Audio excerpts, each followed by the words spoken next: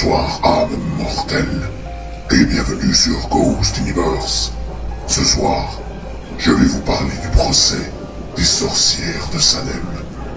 Mais avant de commencer, je vous rappelle de vous abonner et d'activer la cloche des notifications pour ne rien manquer des prochaines vidéos. Je vous rappelle aussi que dorénavant, les vidéos sortiront toutes les 2 semaines, le samedi, à 20h. Bien, commençons.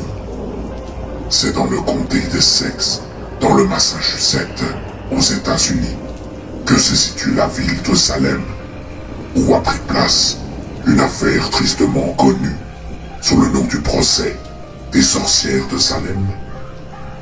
Cette affaire est connue pour être un épisode fameux de l'époque coloniale aux États-Unis, puisque cela a entraîné des luttes dans le village, combiné à une paranoïa puritaine, un mouvement protestant religieux, provoquant la condamnation et la mise à mort de 25 personnes accusées de pratiques de sorcellerie et d'être des alliés de Satan.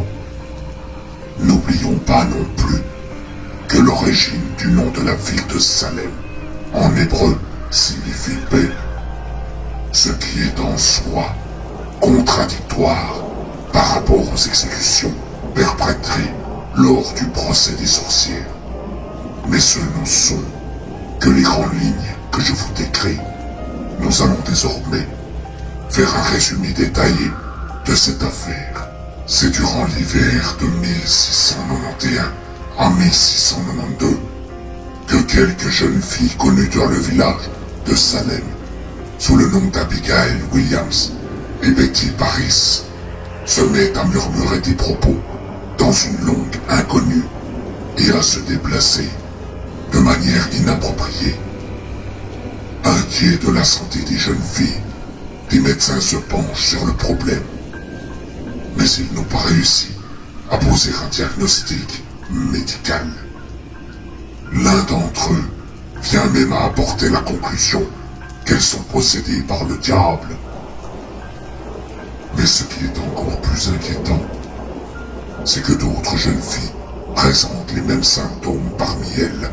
On peut citer Anna Putnam, Betty Hubbard, Mercy Lewis, Susanna Sheldon, Mercy Short et Mary Warren. Le révérend Paris, ainsi que l'ensemble de la communauté de Salem, demande explicitement aux jeunes victimes de donner le nom de ceux qui les envoûtent et maudites. 3 noms sont alors donnés: Sarah Good, Sarah Osbourne et Tituba. La première est une mendiante connue pour être la fille déshéritée d'un aubergiste français qui s'était donné la mort à l'adolescence de Sarah. Elle murmure des propos étranges lorsqu'on lui donne de la nourriture.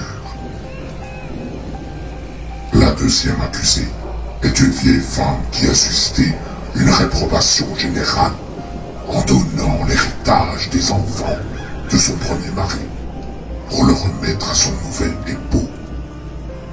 La dernière, nommée de nationalité barbadienne, est connue pour être l'esclave du révérend Samuel Paris. Les 3 femmes sont officiellement accusées de sorcellerie le 1er mars 1692 et sont mises en prison. D'autres femmes soupçonnées du même crime ne vont pas tarder à les rejoindre. Parmi elles, Dorcas Goods, fille de Sarah Good, âgée de 4 ans, Rebecca Nurse, une grand-mère très croyante et malade, Abigail et Délivrance Hobbs, Martha Corey et le couple Elizabeth et John Proctor.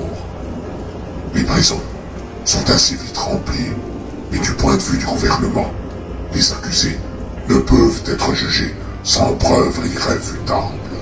Il n'y aura donc aucun procès avant la fin de mai 1692, lorsqu'arrive le gouverneur William Phipps, et qu'il instaure une cour of Hoyer and Terminer.